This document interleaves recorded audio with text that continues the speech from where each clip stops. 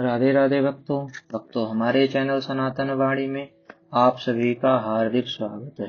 भक्तों, श्री चैतन्य चरितावली में आज के भाग में हम श्रवण करेंगे पुरी के पथ में गोस्वामी तुलसीदास जी ने सज्जन और दुर्जन के समागम की तुलना करते हुए कहा है, विश्रुत एक प्राण हर लेई, मिलत एक दारुण दुख देहि। सचमुच अपने प्रियजन के विछोह के समय तो सहृदय पुरुषों को मरण समान ही दुख होता है। जिसके साथ इतने दिनों तक हास परिहास भोजन पान आदि किया, जो निरंतर अपने सहवास सुख का आनंद पहुँचाता रहा, वहीं अपना प्यारा प्रीतम आज सहसा हमसे न जाने कब तक के लिए पृथक हो रहा है। इस बात के स्मरण मात्र से सहृदय सज्जनों के हृदय में भारी क्षोभ उत्पन्न होने लगता है, किंतु उस दुखों में भी मीठा मीठा मजा है। उसका आस्वादन भाव प्रेमी पुरुष ही कर सकते हैं। संसारी स्वार्थ पूर्ण पुरुषों के भाग्य में वह सुख नहीं बता है। 10 दिनों तक भक्तों के चित्त को आनंदित कराते रहने के अनंतर आज प्रभु शांतिपुर को परित्याग करके पुरी के पथ के पथिक बन जाएंगे। इस बात के स्मरण मात्र से सभी परिजन और पुरजनों के हृदय में प्रभु के वियोगजन्य दुख की पीड़ा सी होने लगी। सभी के चेहरों पर विषणता छाई हुई थी। प्रभु ने कुछ अनमनस्क भाव से अपने ओढ़ने का रंगा वस्त्र उठाया, लंगोटी को कमर में बांध लिया और छोटी सी साफी सिर में लपेट ली। एक हाथ में दंड लिया और दूसरे में कमंडलू लेकर प्रभु उस बैठक से बाहर हुए। प्रभु को यात्री के वेश में देखकर उपस्थित सभी भक्त फूट फूट कर रोने लगे। वृद्धा सची माता का तो दिल ही धड़कने लगा। जगदानंद ने प्रभु के हाथ से दंड ले लिया और दामोदर पंडित ने कमंडलू। अब प्रभु के दोनों हाथ खाली हो गए। उन दोनों हाथों से वृद्धा माता के चरणों को स्पर्श करते हुए प्रभु ने गदगद कंठ से कहा, माता, मुझे ऐसा आशीर्वाद दो कि मैं अपने संन्यास धर्म का विधिवत पालन कर सकूं। पता नहीं उस समय पुत्र स्नेह से दुखी हुई माता को इतना साहस कहाँ से आ गया। उसने अपने प्यारे पुत्र के सिर पर हाथ फेरते हुए कहा, बेटा, तुम्हारा पथ मंगलमय हो, वायु तुम्हारे अनुकूल रहे, तुम अपने धर्म का विधिवत पालन कर सको। इतना कहते कहते ही माता का गला भर आया और वह आगे कुछ न कह सकी। उसी अवस्था में रोती हुई अपनी माता की प्रभु ने प्रदक्षिणा की और दोनों हाथों को जोड़कर वे निष्प्रिय भाव से गंगा जी के किनारे किनारे पुरी की ओर चल पड़े। सैकड़ों भक्त आंसू बहाते हुए और आर्तनाद करते हुए प्रभु के पीछे पीछे चले। सची माता भी लोक लाज की कुछ भी परवाह न कर रोती हुई पैदल ही अपने प्राण प्यारे पुत्र के पीछे पीछे चली। जिस प्रकार निष्प्रिय बछड़ा माता को छोड़कर दूसरी ओर जा रहा हो और उसकी माता वृद्धा गाय नभाती हुई उसके पीछे पीछे दौड़ रही हो, इसी प्रकार शरीर की सुध भूल कर सची माता प्रभु के पीछे क्रंदन करती हुई भक्तों के आगे आगे चल रही थी। उनके क्रंदन से कलेजा फटने लगता था। उनके सफेद बाल बिखरे हुए थे, आंसुओं से वक्ष स्थल भीगा हुआ था। वे पछाड़ खाती हुई प्रभु के पीछे पीछे चल रही थीं। प्रभु माता को देखते हुए भी संकोचवश उनसे आंखें नहीं मिलाते थे। बूढ़े अद्वैताचार्य भी जोरों से बच्चों की भांति रुदन कर रहे थे।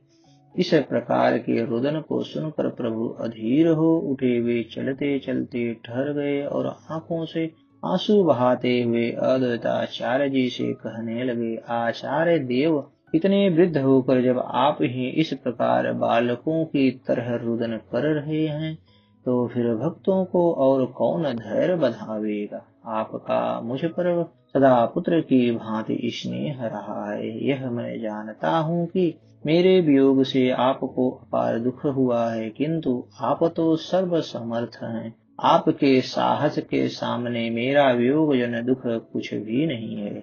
आप अब मेरे कहने से शांतिपुर लौट जाएं। आप यदि मेरे साथ चलेंगे तो यहाँ माता की तथा भक्तों की देखरेख कौन करेगा। आप मेरे काम के लिए शांतिपुर में रह जाइए।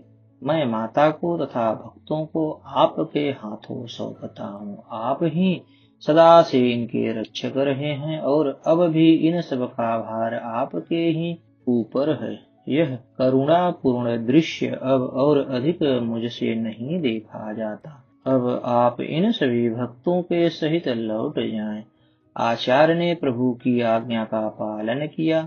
वे वहीं ठहर गए। उन्होंने भूमि में लौटकर प्रभु के लिए प्रणाम किया। प्रभु ने उनकी चरण धूलि अपने मस्तक पर चढ़ाई और माता के चरणों की वंदना करते हुए वे उन सबको पृथ्वी पर ही पड़ा छोड़कर जल्दी से आगे के लिए दौड़ गए।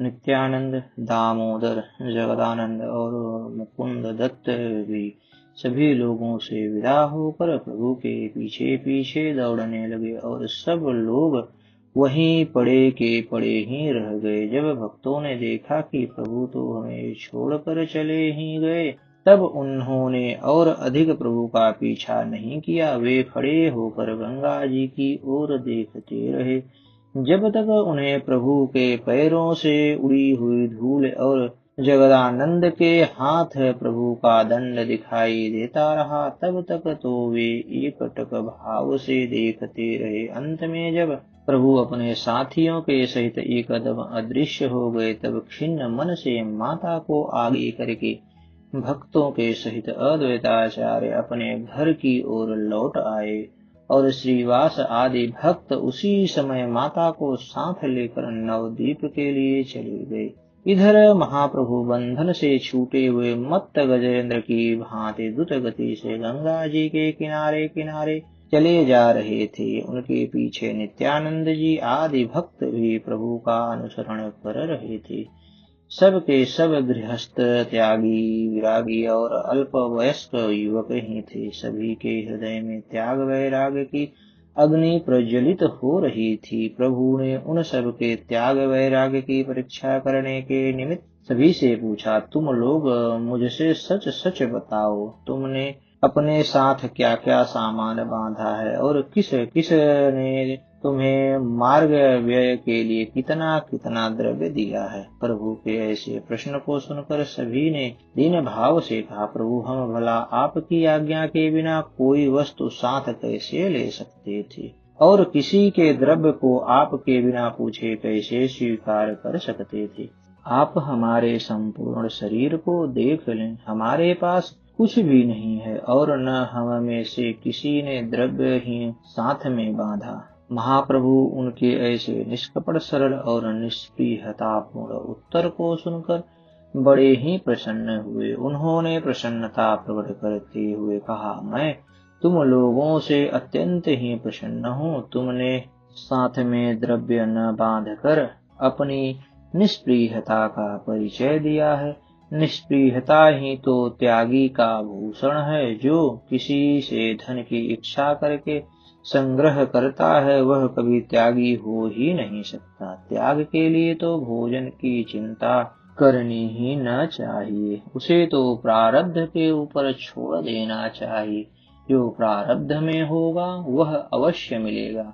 फिर चाहे तुम मरुभूमि के घोर बालुकामय प्रदेश में ही जाकर क्यों न बैठ जाओ और भाग में नहीं है तो भोगों के बीच में रहते हुए भी तुम्हें उनसे वंचित रहना पड़ेगा। चाहे जितना धनी क्यों न हो, उसके पास कितनी भी भोज सामग्री क्यों न हो, जिस दिन उसके भाग्य में न होगी उस दिन वह पास में रखी रहने पर भी उन्हें नहीं खा सकता। या तो बीमार हो जाएगा या किसी पर नाराज होकर खाना छोड़ देगा अथवा दूसरा आदमी आकर उसे खा जाएगा। सारांश यह है कि हमें भोग भाग्य के ही अनुसार प्राप्त हो सकेंगे, फिर किसी से मांग कर संग्रह क्यों करना चाहिए। भूख लगने पर घर घर से मदकरी कर लो, यही त्यागी का परम धर्म है। इस प्रकार अपने साथियों को त्याग, वैराग्य और भक्ति का तत्व समझाते हुए सायंकाल के समय आठी सारा नामक ग्राम में पहुँचे और वहां परम भाग्यवान अनंत पंडित नाम के एक ब्राह्मण के घर ठहरे। प्रभु के दर्शन से वह कृतार्थ हो गया और उसने प्रभु को साथियों के सहित भिक्षा आदि करा के उनकी विधिवत सेवा पूजा की। प्रातः काल वहां से चलकर खाड़ी नामक ग्राम के समीप छत्रभोग तीर्थ में पहुँचे। यहाँ पर गंगा जी के किनारे एक अम्बुलिंग नामक जलमग्न शिव है। आजकल तो छत्रभोग और अम्बुलिंग शिव जी गंगा जी से दूर पड़ गए हैं। उस समय गंगा जी की शेष सीमा यहीं पर थी। यहीं पर त्रिलोक पावनी भगवती भागीरथी सहस्त्र धाराओं का रूप धारण करके समुद्र में मिलती थी। गंगा जी के इस पार छत्रभोग पीठ स्थान और सुंदर नगर था। यहीं गौड़ देश की सीमा समाप्त होती थी। गंगा जी के उस पार उड़ीसा देश की सरहद थी और उसी पर जयपुर माजिलपुर उड़ीसा के महाराजा की अंतिम सीमा के नगर थे। उन दोनों स्थानों में 3-4 कोस का अंतर था। गौड़ देश और उड़ीसा देश की सीमा को भगवती भागीरथी ही पृथक करती थी। यह हम पहले ही बता चुके हैं कि वह युद्ध का समय था। जिधर देखो उधर ही युद्ध छिड़ा हुआ है। गौड़ देश के बादशाह और उड़ीसा के तत्कालीन महाराज प्रताप रुद्र के बीच में भी लड़ाई झगड़ा होता रहता था। इसी कारण जगन्नाथ जी जाने वाले यात्रियों को गंगा पार होने में बड़ा कष्ट होता था। गौड़ देश के अधिपति की आज्ञा थी कि उधर से कोई भी पुरुष इधर न आने पावे। इधर उड़ीसा के शासक बंगालियों पर संदेह करते। जो भी पार आता उसकी तलाशी लेते। कुछ ऐसा वैसा सामान होता तो उसे लूट भी लेते और भांति भांति की असुविधाएं थी। युद्ध के समय सब जगह एक राज्य की सीमा से दूसरे राज्य की सीमा में जाने पर सभी लोगों को बड़े बड़े कष्ट सहने पड़ते हैं। दोनों देशों के शासक सदा शत्रुओं के मनुष्यों से शंकित रहते हैं। इसके अतिरिक्त पार उतारने वाले बिना उतराए लिए लोगों को पार उतारते ही नहीं थे। बहुत से पुरी के यात्री उस पार जाने के लिए पड़े हुए थे। प्रभु भी अपने साथियों के सहित वहां आ पहुंच गए। मुकुंद दत्त अपने सुरीले कंठ से कृष्ण कीर्तन कर रहे थे। प्रभु उनके मुख से भगवान के मधुर नामों को सुनकर आनंद में विह्वल हो नृत्य कर रहे थे। उनके दोनों नेत्रों में से 2 धाराएं निकलकर समुद्र में लीन होने वाली गंगा जी के वेग को और अधिक बढ़ा रही थी। प्रभु की ऐसी अद्भुत अवस्था देख पर घाट पर के बहुत से आदमी वहां आकर एकत्रित हो गए। सभी प्रभु के दर्शन से अपने को कृतार्थ मानने लगे। इस प्रकार अम्बुलिंग घाट पर पहुंचकर प्रभु ने साथियों सहित स्नान किया और भक्तों को अम्बुलिंग शिव जी के संबंध में कथा सुनाने लगे। प्रभु ने कहा, जब महाराज भगीरथ स्वर्ग से गंगा जी को ले आए तब उनके शोक में विह्वल होकर शिव जी यहाँ जल में गिर पड़े। गंगा जी शिव जी के प्रेम को जानती थी। उन्होंने यहीं आकर शिव जी की पूजा की और जल में ही रहने की प्रार्थना की। गंगा जी के प्रेम के कारण यहाँ शिव जी जल में ही निवास करते हैं, इसीलिए ये अम्बुलिंग कहते हैं। इनके दर्शन से कोटि जन्मों के पापों का क्षय हो जाता है। इस प्रकार शिव जी का महात्म्य सुनाकर प्रभु फिर प्रेम में विह्वल होकर नृत्य करने लगे। उसी समय उस प्रांत के शासक राजा रामचंद्र खां भी वहां आ पहुंचे। इस बात को हम पहले ही बता चुके हैं कि गौड़ाधिपति की ओर से बड़े बड़े लोगों को बहुत से गांवों का ठेका दिया जाता था और उन्हें बादशाह की ओर से मजूमदार खान अथवा राजा की उपाधि भी दी जाती थी। रामचंद्र खां गौड़ाधिपति के अधीनस्थ गौड़ देशीय सीमा प्रांत के ऐसे ही राजा थे। रामचंद्र खां जाति के कायस्य थे और शाक्त धर्म को मानने वाले थे। उनका जीवन जिस प्रकार साधारण विषयी धनी पुरुषों का होता है उसी प्रकार का था, किंतु वे भाग्यशाली थे जिन्हें महाप्रभु की थोड़ी बहुत सेवा करने का सौभाग्य प्राप्त हुआ। प्रभु के घाट पर पधारने का समाचार सुनकर रामचंद्र खां पालकी से उतरकर उनके दर्शन के लिए गए। उस समय आनंद में विभोर हुए महाप्रभु गदगद कंठ से कृष्ण कीर्तन करते हुए रुदन कर रहे थे। रामचंद्र खां प्रभु के तेज और प्रभाव से प्रभान्वित हो गए और उन्होंने दूर से ही प्रभु के पाद पद्मों में प्रणाम किया, किंतु प्रभु तो बाह्य ज्ञान शून्य हो रहे थे। वे तो चक्षुओं को आवृत करके प्रेमामृत का पान कर रहे थे। उन्हें किसी के नमस्कार प्रणाम का क्या पता। प्रभु के साथियों ने प्रभु को सचेत करते हुए कहा, रामचंद्र खां का परिचय दिया। प्रभु ने उनका परिचय पाकर प्रसन्नता प्रकट करते हुए कहा, ओह, आपका ही नाम राजा रामचंद्र खां है। आपके अकस्मात खूब दर्शन हुए। दोनों हाथों की अंजलि बांधे हुए रामचंद्र खां ने कहा, प्रभु, इस विषयी कामी पुरुष को ही रामचंद्र खां के नाम से पुकारते हैं। आज मैं अपने सौभाग्य की सराहना नहीं कर सकता जो मुझ जैसे संसारी गर्त में सने हुए विषयी पामर को आपके दर्शन हुए। आपके दर्शन से मेरे सब पाप क्षय हो गए। अब आप मेरे योग्य जो भी आज्ञा हो उसे बताइए। प्रभु ने कहा, रामचंद्र, हम अपने प्राण वल्लभ से मिलने के लिए व्याकुल हो रहे हैं। पुरी में जाकर हम अपने हृदय रमण के दर्शन करके जीवन को सफल बना सकें। तुम वैसा ही उद्योग करो। हमें घाट से उस पार पहुंचाने का प्रबंध करो। जिस प्रकार हम गंगा जी को पार कर सकें वही काम तुझे इस समय करना चाहिए। हाथ जोड़े हुए रामचंद्र खां ने कहा, प्रभु, इस युद्ध काल में गौड़ देशीय लोगों को उस पार उतारना बड़ा ही कठिन कार्य है। बादशाह की ओर से मुझे कठिन आज्ञा है कि जिस किसी पुरुष को वैसे ही पार न उतारा जाए, फिर भी मैं अपने प्राणों की बाजी लगाकर भी आपको पार उतारूंगा। आज आप कृपा करके यहीं निवास कीजिए। कल प्रातः मैं आपके पार होने का यथाशक्ति अवश्य ही प्रबंध कर दूंगा। रामचंद्र खां की बात को प्रभु ने स्वीकार कर लिया और छत्रभोग नगर में जाकर प्रभु ने एक भाग्यवान ब्राह्मण के यहाँ निवास किया। रात्रि भर प्रभु अपने साथियों के सहित संकीर्तन करते रहे। संकीर्तन की सुमधुर ध्वनि से वह संपूर्ण स्थान परम पावन बन गया। वहां पर चारों ओर भगवान नाम की ही गूंज सुनाई देने लगी।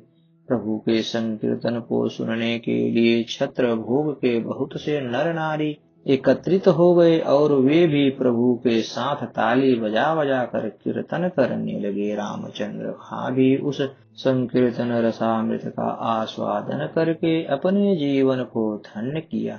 इस तरह रात्रि भर संकीर्तन के प्रमोद में ही प्रभु ने वह रात्रि बिताई। अस्तु। अब तो हमारी यह कथा आपको कैसी लगी?